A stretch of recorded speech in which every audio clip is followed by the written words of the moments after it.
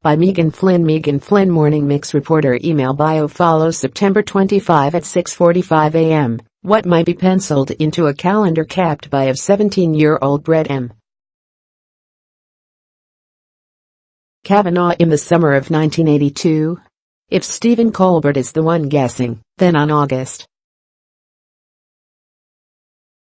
7, 1982, the future Supreme Court nominee stayed home to solve Rubik's Cube sober, and on August 11, 1982, he didn't attend a party. Party last night was awesome. I heard. Didn't go. Nor could he make the rager at Mark's house on August 23. Some sick stuff went down. One assumes. Was at home watching a team. I believe it was the 1982 alibi of the day calendar, Colbert said Monday on CBS's The Late Show.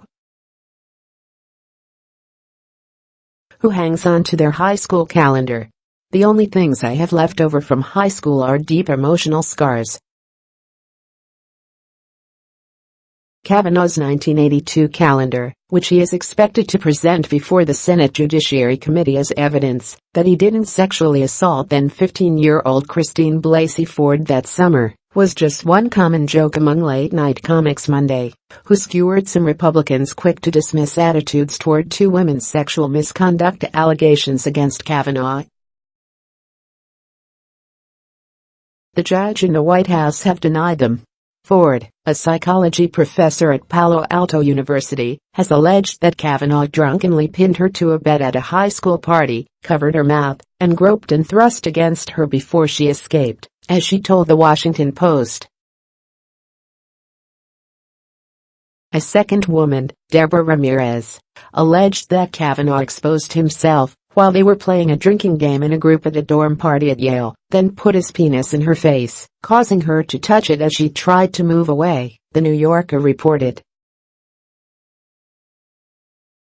Ramirez said she remembered clearly hearing someone yell, while running down the hallway, "Brett Kavanaugh just put his penis in Debbie's face." And a little further down the hall, Colbert added Monday, a 50-year-old Chuck Grassley yelled, "Get that man on the Supreme Court. I'm going to be honest with you.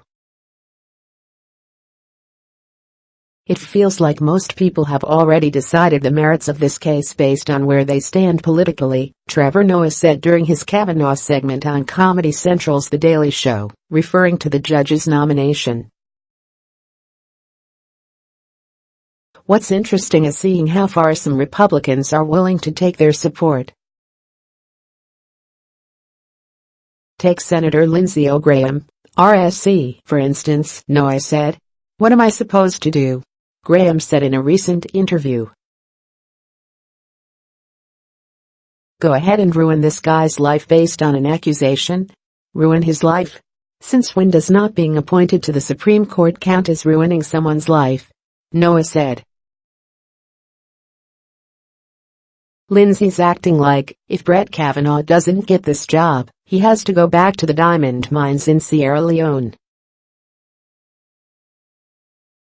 Senator Charles E. Grassley, R. Iowa, was also mocked by Colbert and Seth Meyers for the Senate Judiciary Committee chairman's bizarre apology Friday to Kavanaugh on Twitter.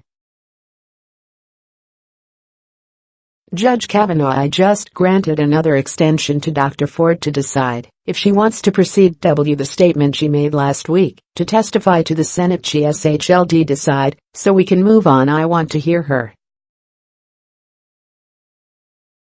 I hope you understand. It's not my normal approach to be indecisive. Chuck Grassley, at Chuck Grassley, September 22, 2018. He knows this is a tweet, not a text, right? Colbert questioned. Everyone can see what you're typing, sir. Dearest Judge Kavanaugh, I hope this Twitter letter finds you well. Oh my God, the most powerful people in the country can't tell the difference between Twitter and texting, Meyers said on NBC's Late Night with Seth Meyers.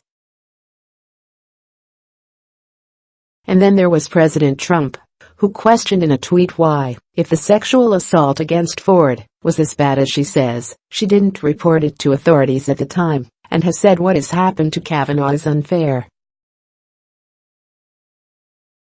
It's not fair, Colbert said in a mocking Trump voice. It's not fair that he had just 3 accusations and he might not get the gig. I had 19 accusations and they gave me the launch codes. But at the end of both Colbert's and Noah's segments, it all came down to Kavanaugh's 1982 calendar. Noah questioned how a calendar submitted as evidence to deny sexual assault claims would hold up in Kavanaugh's own court. You look at my calendar, it says no crimes, all day.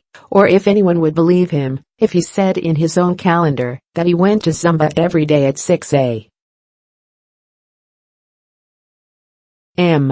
If the man has a calendar, Noah said, then case closed. Because everyone knows that, if it's not on your calendar, then you never did.